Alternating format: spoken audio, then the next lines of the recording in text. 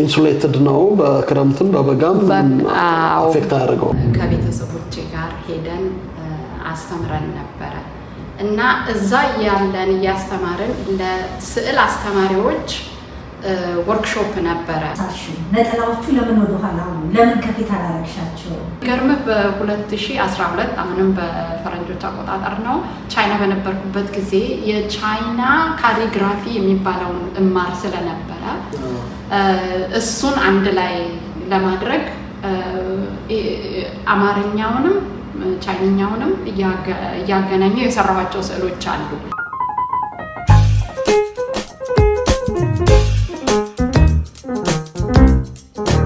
ጤናስጥልን የተከበራችሁ የአዲስ ቅኝት አድማጭ ተመልካቾቻችን ይህ በኦምኒ ቻናል ላይ የሚተላለፍላችሁ የአዲስ ቅኝት የቴሌቪዥን ፕሮግራማችን ነው ከኛ ጋር ሆናችሁ እስከ ፕሮግራማችን ፍጻሜ እንድትቆዩ በአክብሮት እንጋብዛችኋለን የአዲስ ቅኝትን የቴሌቪዥን የሜምበርሺፕ ፎርም ካልሞላችሁ የሜምበርሺፕ ፎርም እንድትሞሉ እንዲሁም የአዲስ ቅኝትን የዩቲዩብ ቻናል ሰብስክራይብ እንድታደርጉ ወዳጅ ዘመዶቻችሁን እንድትጋብዙ በአክብሮት እየጠየኳችሁ ወደ ዛሬው ዝግጅት እናልፋለን ሶስና አሸናፊ ነኝ መልካም ቆይታ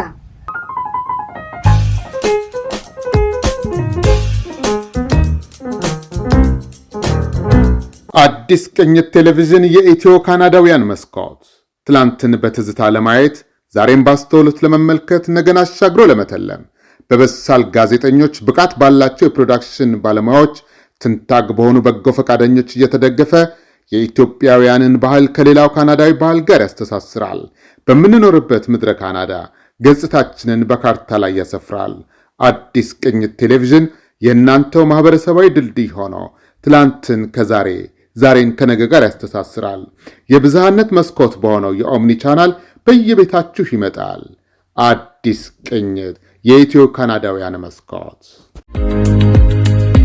እንኳን ደህና መጣሽ እመቤት ወደ አዲስ ቅኝት የቴሌቪዥንና የሚዲያ አገልግሎት ስለተዋወቅን በጣም ደስ ብሎኛል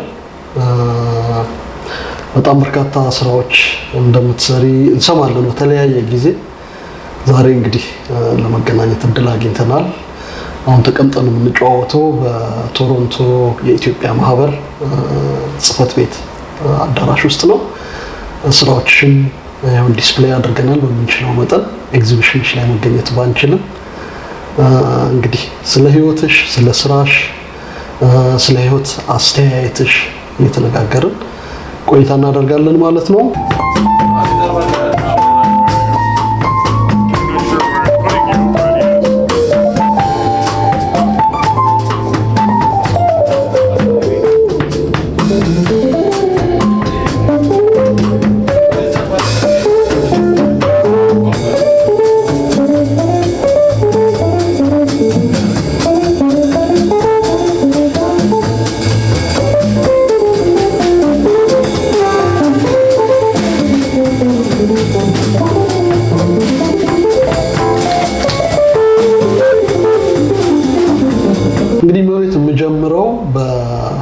ውልደትሽ በእድገትሽ ነው ወኋላ ታሪክሽን በተመለከተ ነው ትንሽ ነገር አርቲስት ከመሆንሽ በፊት እመቤት ምን አይነት ልጅ ነበርሽ የት ነው ያደግሽው እሺ በመጀመሪያ ስለተዋወቀን በጣም ደስ ብሎኛል ይሄንንም እድል ሰጣችሁኝ ከናንተ ጋር ለመነጋገርና ያለውን ነገር ለመናገር እድሉን ስለሰጣችሁኝ አመሰግናለሁኝ ያው እንግዲህ እግዚአብሔር ይመስገን እኔ ተወለድኩት አዲስ አበባ ከተማ ነው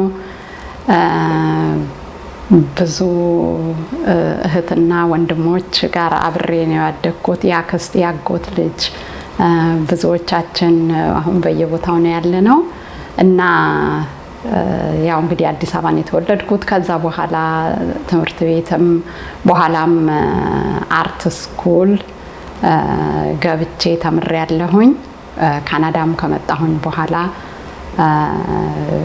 ኩዊንስ ዩኒቨርሲቲ ገብቼ ተምሬያለሁኝ ከዛም በኋላ በአስተማሪነት እንደዚሁም ስዕሎችን በመስራት አሁንም ደግሞ በኪሮሼ ትልቅ ፕሮጀክት በመስራት ላይ ይገኛለሁኝ አጭር አደረግሽው ምናልባት አዲስ አበባ ነው ተወልጄ ያደኩት አንዳንድ ጊዜ የልጅነት አስተዳደጋችን የመጣንበት መንገድ ለኪነ ጥበብ አስተዋጽኦ ስላለው አዲስ አበባ ባደግሽበት ጊዜ ከኪነት ጋር ከስዕል ጋር ከአርት ጋር የሚያገናኝ አጋጣሚ ነበረሽ? በልጅነትሽ የምታየው ሰው ነበር? በልጅነቴ እኔ በአብዛኛው እንግዲህ ወንድሞቼ ይጽፉ ነበረ። አባቴ ደግሞ የሕግ ተማሪ ነበረ።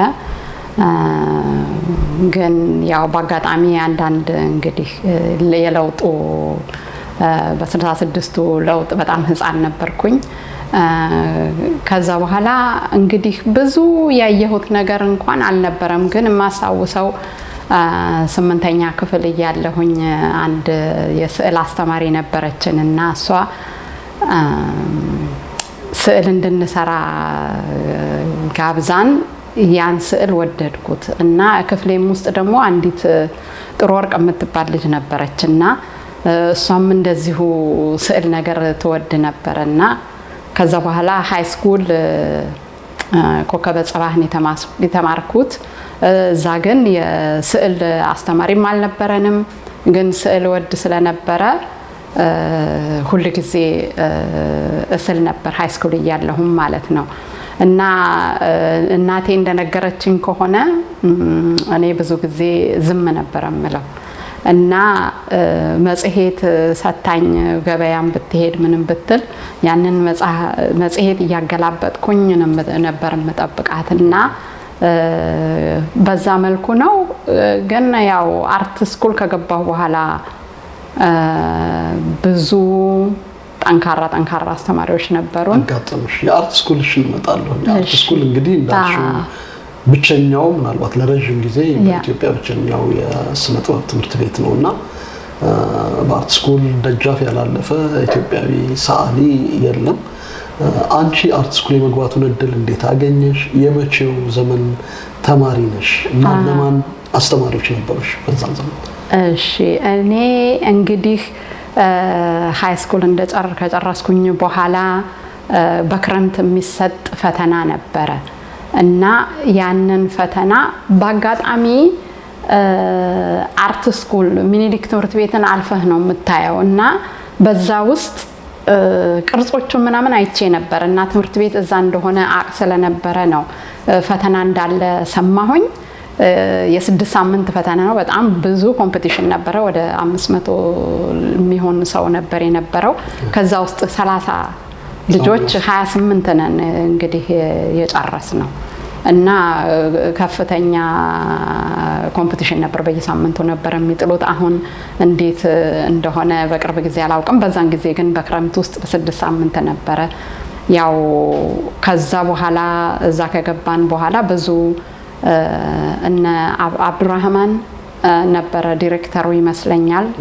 በእኛን ጊዜ እነ ወርቁ ሆሹ፣ እነ ወርቁ ማሞ፣ እነ ጋሽ ዘሪሁን፣ እነ ጋሽ ንጉሴ እነ በኋላ ደግሞ 2ኛ ዓመት እያለን እነ እሸቱ ጥሩነህ፣ መስፍን ብዙ መስፍኖች አዎ ሌሎችም እንደዚሁ አስተማሪዎች መጡ። ከዛ በፊት ደግሞ በቀለ መኮንን የሱን ቅርጽ አይ ነበረ እዛ ግቢ ውስጥ ማለት ነው እና በጣም ነበረ። የሱንም ገነት የምትባልም አንድ አርቲስት ነበረች። እነሱ በኋላም እነ ጌታ መኮንን አዎ እነ ኤልሳ ከፊታችን የነበሩ አርቲስቶች ብዙዎች ነበሩ እና በጣም ኢነርጂ ነበረ የዛን ጊዜ። እነ ቾምቤ ካስታወስከኝ አብረን ብዙ እንሰራ ነበረ እና በጣም ደስ የሚል ጊዜ ነበር ያሳለፍነው። 4-5 ዓመት ማለት ነው የስነ ጥበብ ትምህርት ቤት ልክ እኛ የ4ኛ ዓመት መጀመሪያ የተማሪዎች ነን። አዎ ከኛ ፊት ያሉት 5 ዓመት ነበር የተማሩት፣ እኛ ላይ 4 ዓመት ሆነ። ኢንትረስቲንግ ነው። ስለዚህ መቼ ተመረቅሽ ማለት ነው? ከዛ በኋላ ወደ ስራ ገባሽና ሰራሽበት ኢትዮጵያ እያለሽ? ኢትዮጵያ እያለሁኝ እኔ በ1980 ይመስለኛል የተመረቅኩት ወይስ 84 ነው የገባሁት በ80 የተመረኩት በ84 ነው። በ84 ዓመተ ምህረት ነው የተመረኩት እና ከዛ በኋላ ስራ ማግኘት ከባድ ነበረ። እንደውም ባህል ሚኒስቴር ስር ስለነበርን የዛን ጊዜ ትዝ ይለኛል የኛ ግሩፕ በጣም ጠንካራ ግሩፕ ነበረ እና ባህል ሚኒስቴር ሄደን ስራ እንፈልጋለን ብለን ሁሉ ጠይቀን ነበረ። ያው በወቅቱ አልሆነም። ስለዚህ ምንድነው ያደረኩት እኔ እናትና አባቴ እግዚአብሔር ይስጣቸው ትንሽ ቦታ ሰጡኝ እና ስቱዲዮ ሰርቼ እዛ ውስጥ መሳል ጀመርኩኝ እና በአመቱ ሂልተን ሆቴል ለመጀመሪያ ጊዜ ኤግዚቢሽን አሳየሁኝ ማለት ነው። እና በጣም ሰክሰስፉል ነበረ። እንደውም ኤግዚቢሽኑ ከመከፈቱ በፊት ነው የሸጥኩት የዛን ጊዜ እና በጣም ነበር የተደሰትኩት። ከዛ ግን ታሪኬን ለመንገር ያህል በፈረንጅ ነው የማስታውሰው ቀኑን በ1991 በተመረኩ በ2 አመቱ ይመስለኛል ስቱዲዮ የተቃጠለ እና ስቱዲዮ በሙሉ ወደመ። አዎ የተማሪ ስዕሎቼ በዛን ወቅት የምሰራቸው ቅርጻ ቅርጾችም ፔንቲንጎችም ነበሩ። እነሱ ሁሉ በምን ምክንያቱ ወንድሜ መኪና ነበረውና አንደኛው ሌላ ወንድሜ ደግሞ መኪናውን ይዞ ቮልክስቫገን የድሮ ቮልክስቫገን ነጭ እሳት ተነስቶ ያ እሳት ሲነሳ በኤክስቲንጉሽር አጥፍቶት ነበረ። ማጥፋቱን ግን ጠዋት እንዳይሸተኝ ብሎ አምጥቶ እኔ ስቱዲዮ ውስጥ ከተተው። የኔ ስቱዲዮ ደግሞ ወረቀት ነው፣ ካርቶን ነው፣ እንጨት ነው። በዛን ጊዜ ቅርጽ ሰራ ስለነበረ ሰጋቱራ ምን በቃ ብዙ ነገር ነበረ እና ደስ የሚለው ግን ያው የሰፈራችን ሰዎች በጣም አሁንም በያላችሁበት እጅግ በጣም አመሰግናችኋለሁኝ። ምክንያቱም እሳት አደጋ ወዲያውኑ መምጣት አይችልም። ስለዚህ ጎረቤት ነው በሙሉ ተሰብስቦ ያንን እሳት ያጠፉት። አተረፉልሽ ግን የተወሰነ ነገር? ምንም አልተረፈም። በጣም ከባድ ጉዳት ነው። ይገርማል። ከዛ በኋላ ግን ሪቫይቭ አድርገሽ ድጋሚ እንዳዲስ መስራት ጀመርሽ? አዎ የዛን ጊዜ እንግዲህ ለሶስት ቀን ሰው አላናገርኩም። በእውነት በጣም ከባድ ነበረ። ግን ቤተሰቦቼ እህቴ ፍሬወት፣ ትልቋ እህቴም ብርቱካን፣ አባቴም እናቴም እህት ወንድሞቼ በሙሉ ነው አይዞሽ ያሉኝ እና ከዛ በኋላ ሰራሁኝ። የሚገርመው ግን ሌሎችም ደግሞ ሰዎች ነበሩና ስቱዲዮ የተከራዩልኝም ሰዎች ነበሩና በአመቱ ኤግዚቢሽን አወጣሁ እንደገና አሊያንስ ፍራንሴስ እና በጣም ሰክሰስፉል ነበር። እሱም እንደገና በጣም ደስ የሚል ነበረ እና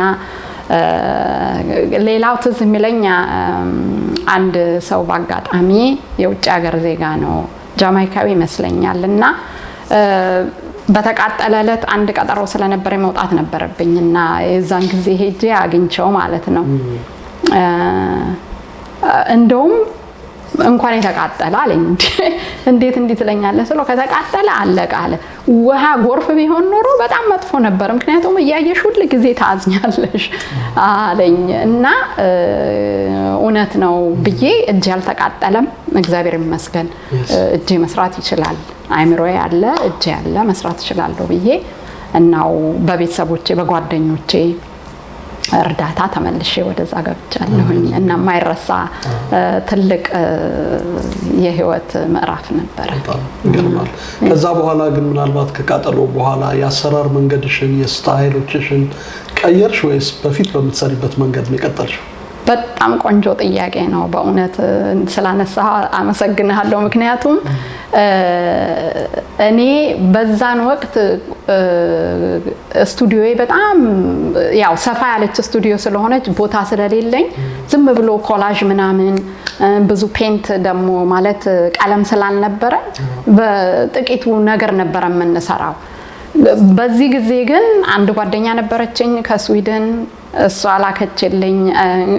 ኢጅፕት ሀገር የሚኖር አንድ ሌላ ዘመድ ጓደኛ ነበረኝ። እሱም ለመጀመሪያ ጊዜ እንደውም ፓስቴል የሚባል መስራት የጀመርኩት በዛን ጊዜ ነው እና እዛ አሊያንስ ኤግዚቢሽንም ላይ አብዛኛው የተሸጠው በፓስቴል የሰራሁት ስራ ነው። ራሴን ያስተማርኩት ምክንያቱም ማቴሪያሉ ስለመጣልኝ ማለት ነው። እና ከዛ በኋላ ስታይሌ በርግጥ እንዳልከው ትንሽ ተቀይሯል። ምን አይነት ነው አንቺ? ሪያሊስት ነሽ ወይስ? እኔ ሁለቱንም ነው። በአብዛኛው ወደ ሪያሊስቲክ ነው ማደላው። አሁን እድሜ እየጨመረ ሲሄድ እንደውም በጣም እየወደድኩት እየመጣሁ ያለሁት ሪያሊስቲክ ስራ ነው። የተመረቅሽው ሜጀር ያደረግሽው ምን ነበር? ሜጀር ያደረግኩት በስካልፕቸር። በስካልፕቸር ቅርጻ ቅርጽ ማለት ነው። አልሰራሽም? ስካልፕቸር ሰርቼ ነበረ፣ ኤግዚቢሽንም አውጥቼ ነበረ ከመቃጠሉ በፊት ማለት ነው። ግን ከዛ በኋላ አንደኛ ቦታ ይወስዳል፣ ቦታ አልነበረኝም። ሁለተኛ ነገር ያው እውነት ለመናገር እኔ አልጋዬ ስር ምን እያደረኩ ነው ስቱዲዮ ከተቃጠለ በኋላ ኤግዚቢሽኖች አውጥቼ ስቱዲዮ ሌላ እስከምሰራ ድረስ አልጋ ስር ምን እያደረኩ ነበር የምሰራው። ግን ያው ተስፋ ስላልቆረጥኩኝ እግዚአብሔር የተመሰገነ ይሁን።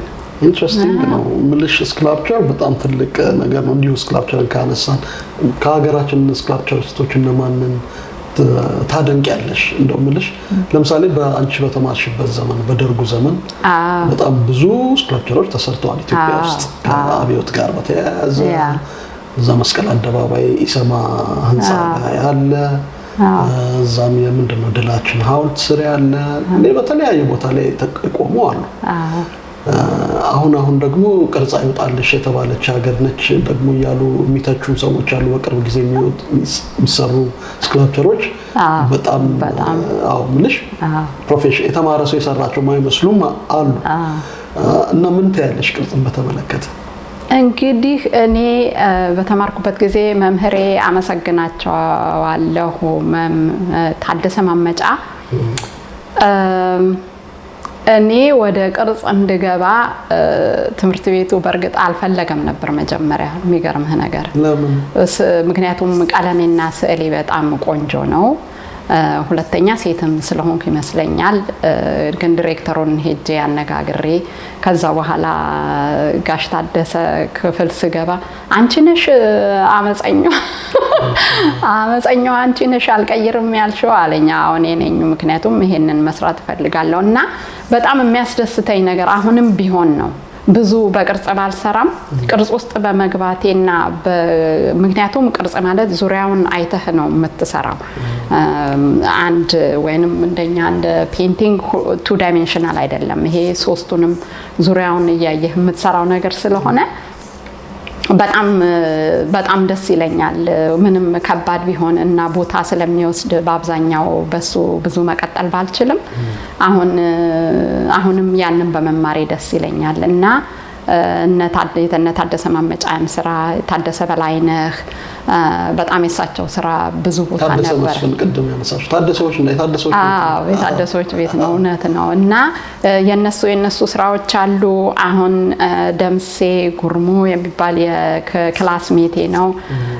የሱንም ስራ በጣም ነው የማደንቀው። ከዛ በኋላ ብዙ ስራዎችን እየሰራ ነው። በጣም አደንቀዋለሁኝ። ተማሪ ሆነንም ሌሎችም 6 ነበርን ይመስለኛል። እንግዲህ 5 ወንዶች 1 እኔ ነበርኩኝ በቅርጻ ቅርጽ የጨረስ ነው።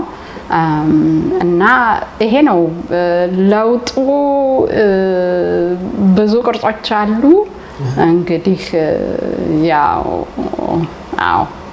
አንዳንድ የጥራት ጉዳይ ሊኖር ይችላል። ግን በወቅቱ ብዙ ማደንቃቸው እነሱ ነበሩ። ኢንትረስቲንግ ነው። ወደ ካናዳ እንዴት መጣሽ?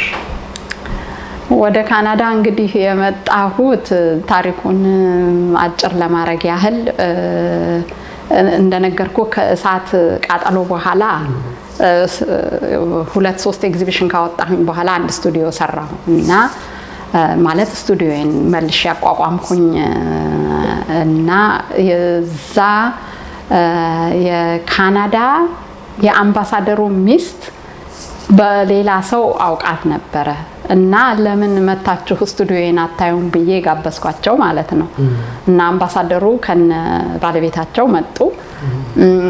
የዛን ጊዜ ስዕሎቼን አይተው በጣም ደስ አላቸውና ዲሴምበር ውስጥ እኛ የአውስትራሊያን እና የካናዳውያን በዓል ስላለ እዛ ላይ ለምን መተሽ ስዕሎችሽን ዲስፕሌይ አታረጊም አሉኝ። በጣም ደስ ይለኛል አመሰግናለሁ ብያልኳቸው እና እዛ ላይ ስሄድ ነው ያሁኑን ባለቤቴን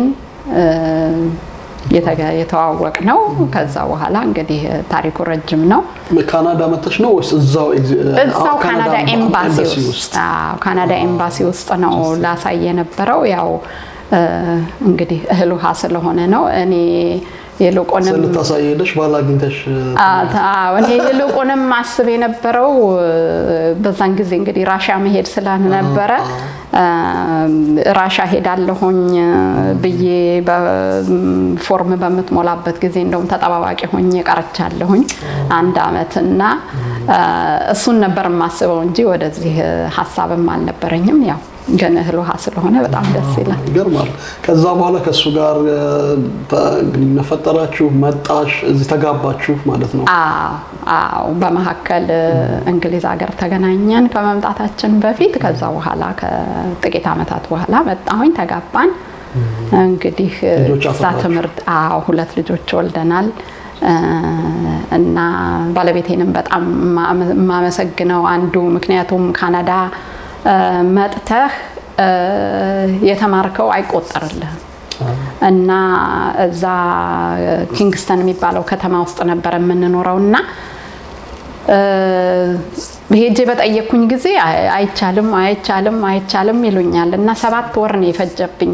በቃ መጨረሻ ላይ እኔ ቤተሰብ መመስረት ፈልጋለሁ ወይ እሺ ይበሉኝ ወይም ቢበሉኝና ቁርጤን ነው አክሬዲት አድርጉ። በኋላ መጨረሻ ላይ ምክንያቱም በ7ኛው ወር የመጀመሪያ ያገኘሁት ሰው ጋር መልሼ የተገናኘው ማለት ነው። ከሌጋ ሂጂ ሲሉኝ ማለት ነው። ከዛ እንደዚህ ስላቸው ኧረ በቃ እኔ ይሄ ነገር በቃ አንድ ነገር በሉ በጣም አስቸጋሪ ነው እንደው በቃ ላለቅስ ምንም አልቀረኝም።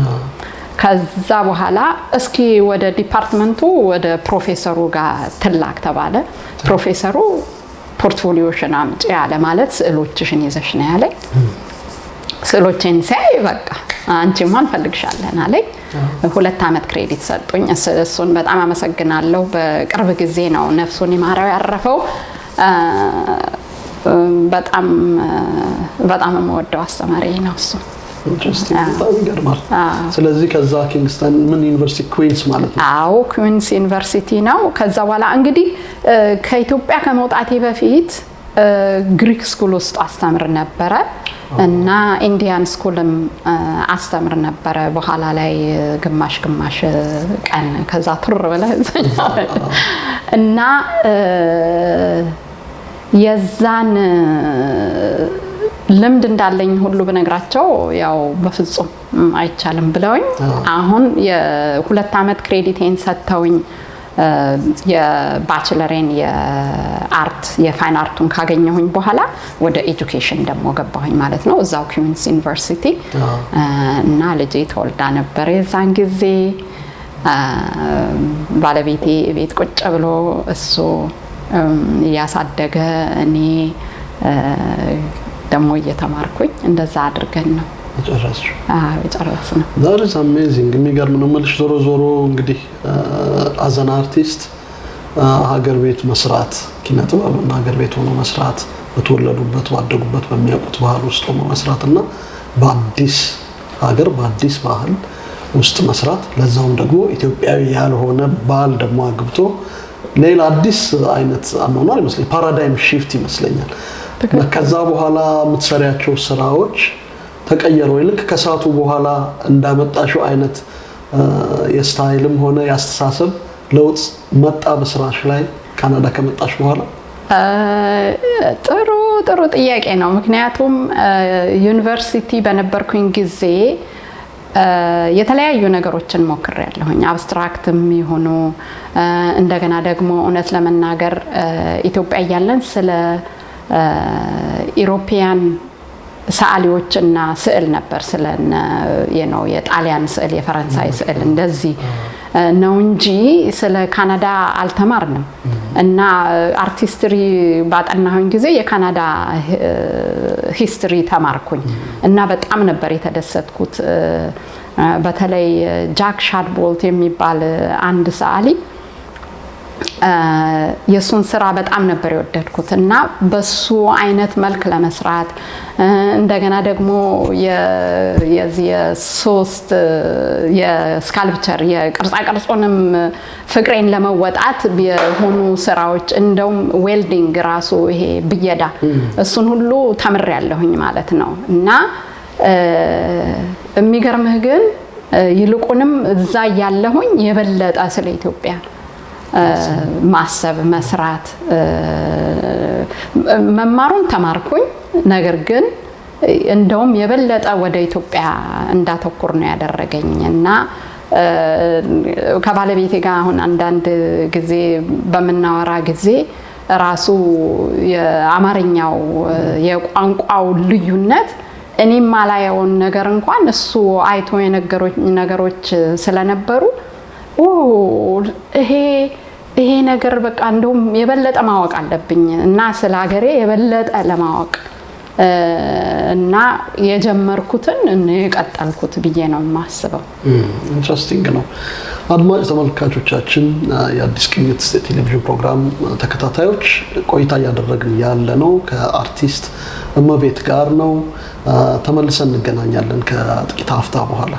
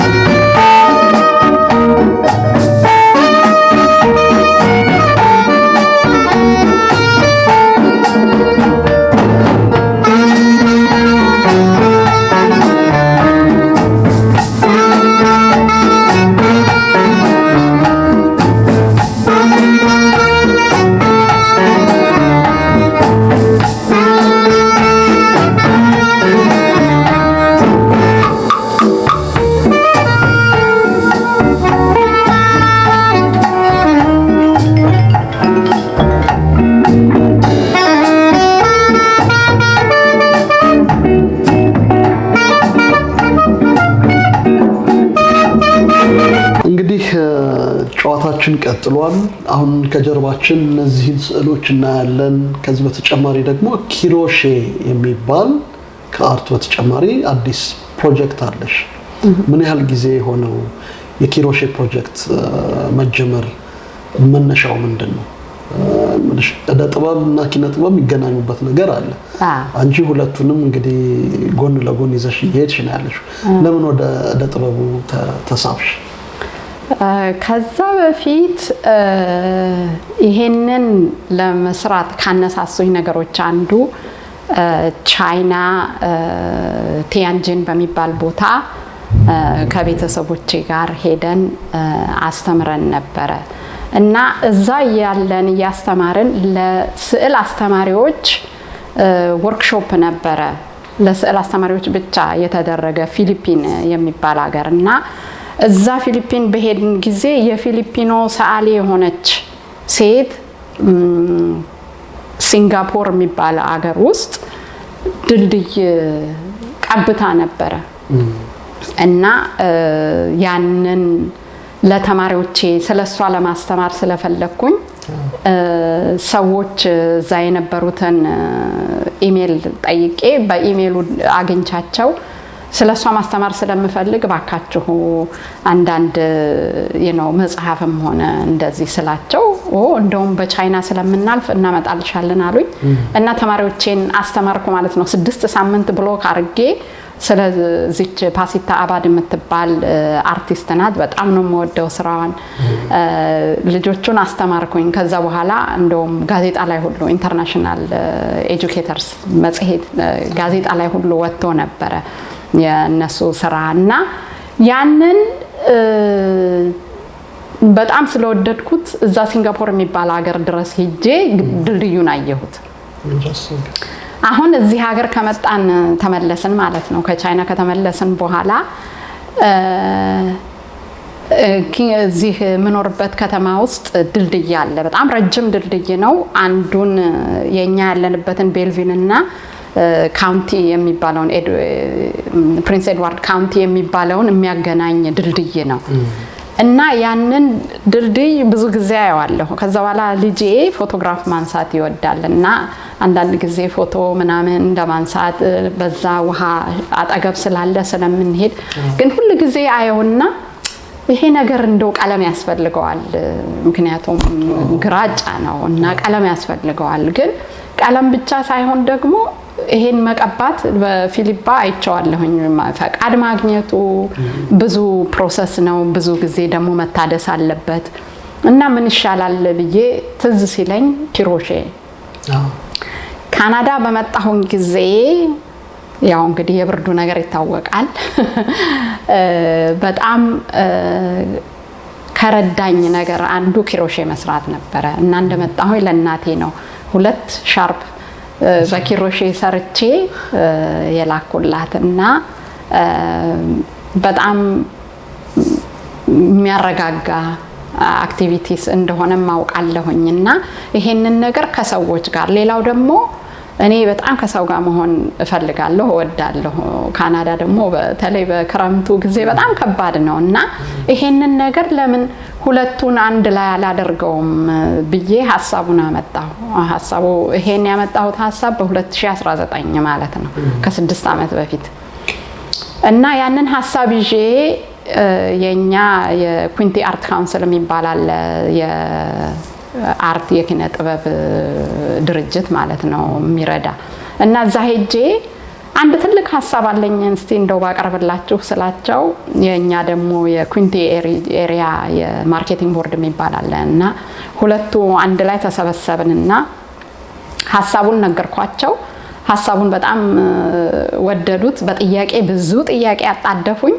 ከዛ በኋላ በጣም ጥሩ ጥያቄዎች ስለነበሩ ያው ምችለውን ያህል መለስኩኝ ከዛ በኋላ ወደ ከተማችን ወደ ሜሮ ቢሮ ወደ ከንቲባው ሄድን ከንቲባው ይሄንን እና ከካውንስለሮቹ ጋር እንነጋገርበታለን አሉ ከተነጋገሩበት ከዛ እኔ ያሰብኩት ድልድይ ሳይሆን እኔ ያሰብኩት ድልድይ የኦንታሪዮ ገቨርንመንት ነው የሲቲያችንን እንስጥሽ አሉኝ አሁን እንደውም ሳይው በጣም ያምራል ከዛ ቤት ገብቼ እንደዚህ አሉኮ የፍሮንት ስትሪት ብሪጅ ነው የሰጡኝ ስለው ባለቤቴ እስኪ ቆይ ካልኩሌት እናድርግ አለኝ እሱ ሂሳብ በጣም ይወዳልና ካልኩሌት ሲያደርገው ያው ደብል ሆነ ሳይዙ ማለት ነው በጣም ትልቅ ሆነ ግን ያንኑ ሐሳቡን ስለወደድኩት ቀጠልንበት ከዛ ከተማው ፈቃድ ሰጠኝ ከዛ በኋላ ደግሞ እንግዲህ የሚቀጥለው ስቴፕ ያው ገንዘብ ማግኘት ነው አይ በክሮሼው ነው እና አንዱ ሐሳቤ ተማሪዎችን ማስተማር ነው ብዬ በኦንታሪዮ አርት ካውንስል የሚባል አለ እዛ ሐሳቤን አመለከትኩኝ እነሱ እግዚአብሔር ስጣቸው ያንን እድል ሰጡኝና ገብቼ ወደ 200 የሚሆኑ የኤሌመንተሪ እና የሃይ ስኩል ተማሪዎችን አስተማርኩኝ ከዛ በኋላ ለፐብሊክ ክፍት አደረኩት ለህዝብ ማለት ነው ከዛ በኋላ አሁን ብዙ ሰው ነው የሚሳተፈው ከ9 ዓመት እስከ 91 ዓመት የሚሆኑ ሰዎች እየተሳተፉ ነው ያሉት በዚህ ሁኔታ ላይ። ስለዚህ ኪሎሼው ከድልድዩ ጋር እንዴት ነው አሁን በኪሎሼ የተሰራው አርት እዛ ላይ ዲስፕሌይ ይሆናል ማለት ነው? አዎ እዛ ላይ አሁን ድልድዩ እንደዚህ ቅርጽ ያለው ድልድይ ስለሆነ እዛ ላይ የእንትኑ ላይ የቋሚው ላይ ራሱ ይታሸጋል፣ ከላይ ያለውም ላይ ይታሸጋል። ስለዚህ በኢንሱሌትድ ነው በክረምትም በበጋም አፌክት አያደርገው። ለሱ ነው እንግዲህ የከተማችንም የኦንታሪዮ አርት ካውንስልም ግራንት ሰጥቶኝ ሪሰርች አደረኩኝ ማለት ነው እና የዚህን አይነት ክር ነው የምንጠቀመው። ምንድነው የሚባለው? ይሄ ፈንቴክስ ነው የሚባለው። እውነት ለመናገር ከራሺያ ድረስ እንኳን ክሮች አስመጥቼ ነበረ።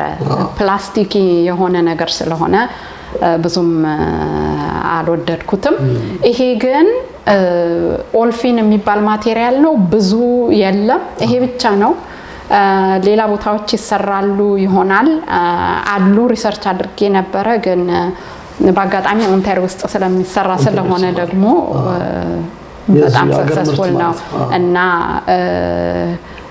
እንግዲህ እግዚአብሔር ፈቃዱ ከሆነ ለ1 ዓመት የማቆየት ነው። ከዚህ በፊት ድልድዮች ተቀብተዋል ግን ወዲያውኑ ይነሳሉ እና አለማችን ይሄንን የኔ ምኞት ለ1 ዓመት ቢያንስ ብዙ ሰዎች መተው እንዲያዩት ተስፋ አለኝ። ስለዚህ መቼ ነው ይሄ ነገር ተጠናቆ መታየት የሚጀምረው ወይም ለህዝብ ክፍት የሚሆነው? ለህዝብ ክፍት የሚሆነው በአሁን በዚህ በመጪው ሴፕቴምበር አካባቢ ኦክቶበር ላይ እድሳት ይካሄዳል ድልድዩ። ያ ድልድይ ከተጠናቀቀ በኋላ የሚቀጥለው ሳመር የሚቀጥለው በጋ ላይ ለማድረግ ነው እንግዲህ የምናስበው። እንግዲህ አሁን ያለነው የኢትዮጵያ ማህበር በቶሮንቶና አካባቢው ህንጻ ውስጥ ነው፣ ጽፈት ቤት ነው ያለነው እና በኦንታሪዮ ደግሞ እንደሰማሽው ሴፕቴምበር ወር የኢትዮጵያውያን የታሪክና የባህል ወር ተብሎ በኦንታሪዮ ፓርላማ ጸድቋል። በጣም ያስደስታል የሚባል ጸድቋል። ስለዚህ አንቺ የምትሰሪውም ሆነ እነዚህን ሁለት ባህሎች ሁለት ካልቸሮች ለማገናኘት ለሌላውም ካናዳዊ ባህላችንን እና ኪነ ጥበባችንን ለማስተዋወቅ ጥሩ አጋጣሚ ይመስለኛል። ከዛ አንፃር ሴፕቴምበር ከሆነ ምናልባት ሴፕቴምበር 5 ላይ ለመምጣት እንግዲህ ሀሳባለሽ ተነጋግረናል። ሀሳብ አለኝ ሴፕቴምበር 5 በጣም ጥሩ ነው። እንግዲህ ከዚህ በኋላ ይሄ ትልቅ ፕሮጀክት ነው። ሌሎቹን ስራዎችን በተመለከተ ምንድነው የምታስቢው? ለወደፊቱ ቪዥንሽ ምንድነው? እንግዲህ እኔ ከዚህ በፊትም ኤግዚቢሽን አድርጌያለሁኝ። በተለይ እነዚህ የምታያቸው ስዕሎችን በተመለከተ ያው የኢትዮጵያን ባህል በነጠላ በሙሉ ግጥም ያለ ኤግዚቢሽን አድርጌ ነበረ። እናቴ ሙሉ በዚህ ብቻ እና የእናቴን ቀሚስና ነጠላ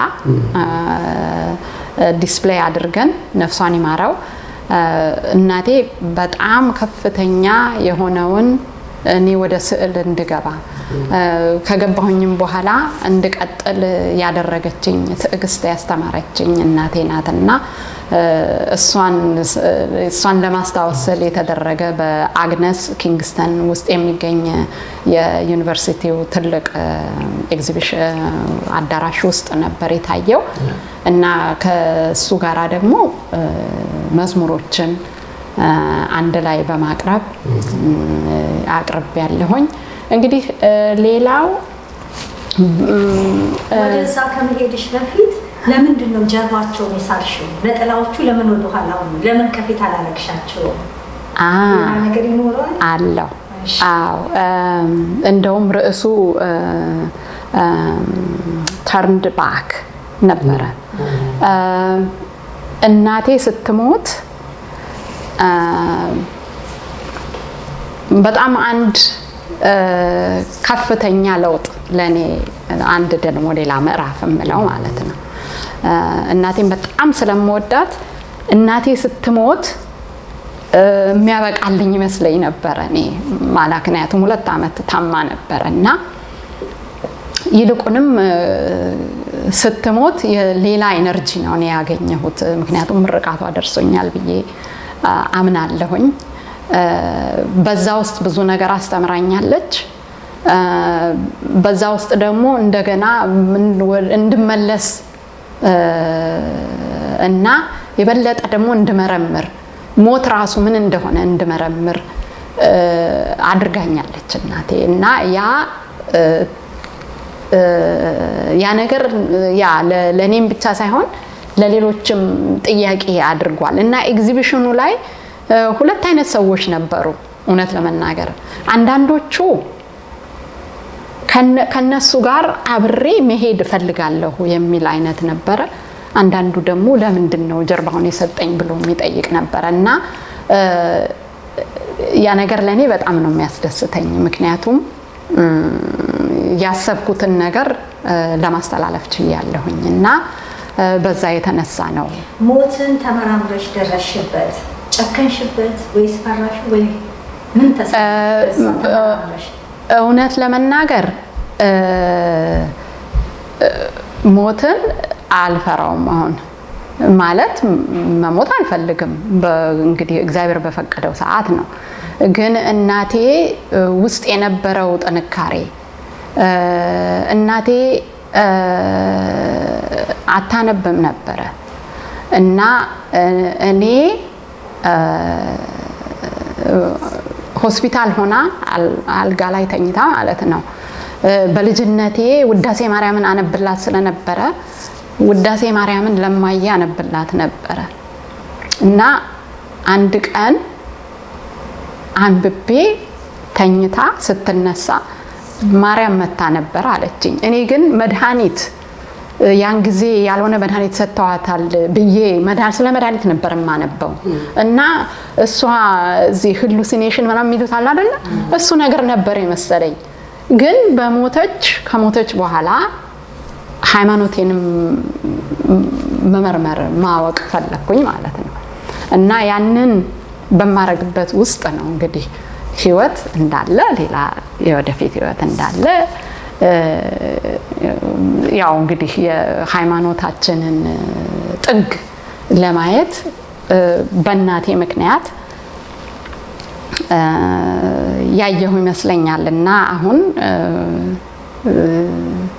እና ቃላት የለኝም ያ በጣም ይገርማል ጀርባቸው ነው ከኋላ ጭንቅላታቸው ነው የሚታየው ግን ጭንቅላታቸው ላይ ነው ህይወት እንዳለ የሚያሳየውና ትክክል አንዳንድ ትክክል እና ብዙ ነው በ2028 ድጋሚ ይሄንን ኤግዚቢሽን ለማድረግ ሐሳብ አለኝ ቦታ ምክንያቱም ያው 2 ዓመት ተኩል ይፈጃል ቦታ ለማግኘት ስለዚህ ስዕሎቹ ግን ተሽጠዋል ቀደም ብለሽ ምሸጥ አልነበረ ስለዚህ አሁንም እነሱን መልሰሽ ነው እነሱንና ሌሎችም አሉ ምክንያቱም በወቅቱ የነበረው ኩሬተር ካሉ ስዕሎች መርጦ ለራሱ በዚህ ቦታ ላይ ቢሆን ጥሩ ነው ብሎ የመረጣቸውን ብቻ ነው ያሳየነውና ሌሎችም ተጨማሪዎች ስዕሎች ተጠላዎች ይሆናሉ እነዚህ አሁን አረንጓዴና ፐርፕል ነው አዎ የተለያዩ አሉ በተለያዩ ነው ብርቱካን አይነት አሉ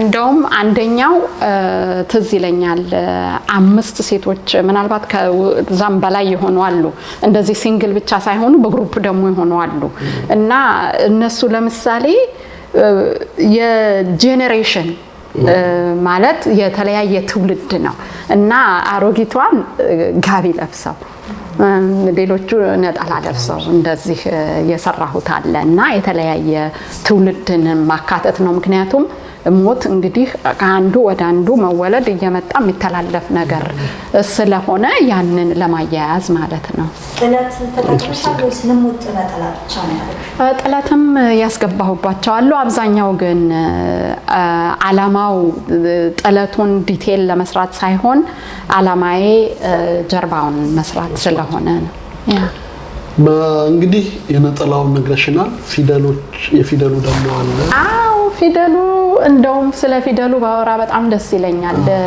ይሄ መስኮት የሚል ነው ርዕስ የሰጣሁት። የሚገርምህ በ2012 አሁንም በፈረንጆች አቆጣጠር ነው ቻይና በነበርኩበት ጊዜ የቻይና ካሊግራፊ የሚባለውን እማር ስለነበረ እሱን አንድ ላይ ለማድረግ አማርኛውንም ቻይንኛውንም እያገናኘው የሰራኋቸው ስዕሎች አሉ። ይሄንንና እነዚህን የመሰሉትን ስዕሎች በ2014 በኢትዮጵያ ናሽናል ሚውዚየም ኤግዚቢሽን ከብርሃኑ ሽብሩ ጋራ እሱ የፊልም ስራዎቹን እኔ ይሄንን አድርገን በመተባበር አንድ ላይ አቅርበን ነበረ እና በዛን ወቅት እነ ግርማ ቡልቲ ነበሩ። አመሰግናለሁኝ። ግርማ ቡልቲ ባትሽ ነው ባይዘው አይደለም ከኔ ይቀድማል እሱ እና እሱ እዛ ባሳየንበት ጊዜ ነው ማለት እኔ ነኝ ለመጀመሪያ ጊዜ ሙሉ ፊደል አንድ ላይ በአንድ ካንቫስ ውስጥ ምክንያቱም እናሉ እነ ወሰኔ ኮሰሮ እነሱ ሌሎችም ጋሽ እነሱ ይሰራሉ። እኔ ነኝ ግን መጀመሪያ ፊደሎቹን አንድ ላይ በማድረግ እንደዚህ ወለምን ነጥለሽ መሃል ላይ ለብቻው አረግሻት መስኮት ለመክፈት ብዬ ነው። መስኮቱን ለመክፈት ብዬ ነው እና የተለያዩ ሀሳቦች እንግዲህ በሚመጣ ጊዜ ያ ይሆናል። ይሄ ደግሞ ካናዳ ከመጣሁኝ በኋላ በተለይ በአሁን ከተመለስን ከቻይና እነዚህ ቤቴ ፊት ለፊት አለ የዚህ አይነት ዛፎች ማምቡ ምንድናቸው? እነዚህ በርች ይባላል በዚህ ሀገር። በጣም ደስ ይላል። ነጭ ነው እና በተለያየ ቀለም በተለያየ ወቅት የተለያየ እንትን ቀለም ስለሚያመጣ ያንን ለመጠቀም ያደረኩት ነው። ሌላው አንዱ ደግሞ ቻይና በነበርኩኝ ጊዜ ለምሳሌ እንዲሆን ብዬ ያመጣሁት ነው። ይሄ በቻይና ወረቀትና በቀለም ያ በቻይና ወረቀቱን መጀመሪያ ከውስጥ ለጥፌ ከዛ በኋላ ነው ቀለም የቀባሁት። ኮላጅ ማለት ነው። ኮላጅ ይሄ እንግዲህ ሚክስድ ሚዲያ ነው የምንለው። ምክንያቱም ኮላጅም አለ ውስጡ ራሱ እንጨት አለ እዚህ ውስጥ ያደረኩት እውነተኛ እንጨት ማለት ነው። ያው ለኔ ለስሜቴ ብዬ ያደረኩት ነው። ይሄ ቻይና እያለሁ የሰራሁት ስራ ነው እና ያው የተለያዩ ነገሮችን መማር ስለምወድ የተለያዩ ስራዎችን እንሰራለሁ ለማለት ነው።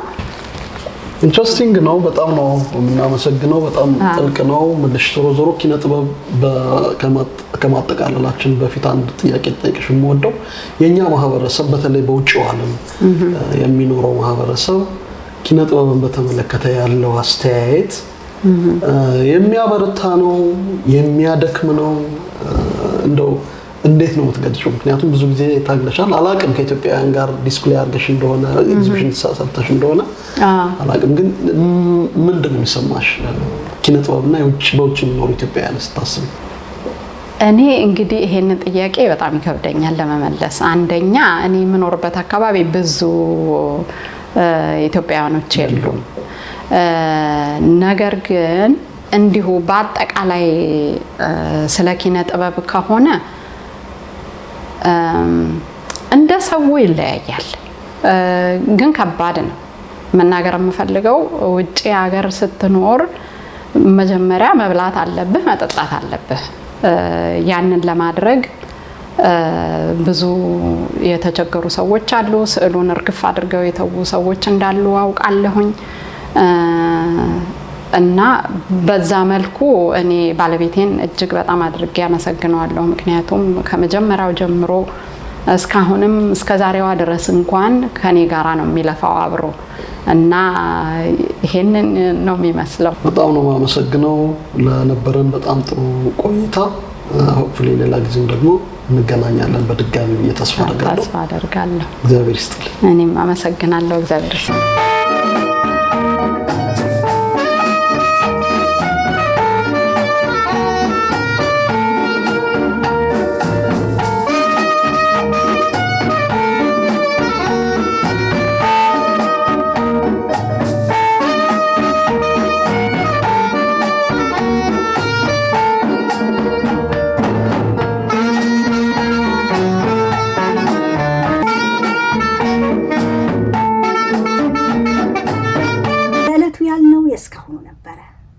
ጊዜ እንዳሳለፋችሁ ተስፋ እናደርጋለን።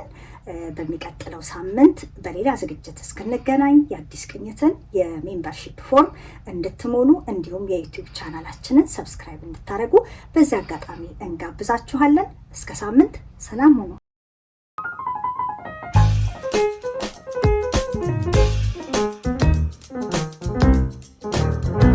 አዲስ ቅኝት ቴሌቪዥን የኢትዮ ካናዳውያን መስኮት ትላንትን በትዝታ ለማየት ዛሬም ባስተውሎት ለመመልከት ነገን አሻግሮ ለመተለም በበሳል ጋዜጠኞች ብቃት ባላቸው የፕሮዳክሽን ባለሙያዎች ትንታግ በሆኑ በጎ ፈቃደኞች እየተደገፈ የኢትዮጵያውያንን ባህል ከሌላው ካናዳዊ ባህል ጋር ያስተሳስራል።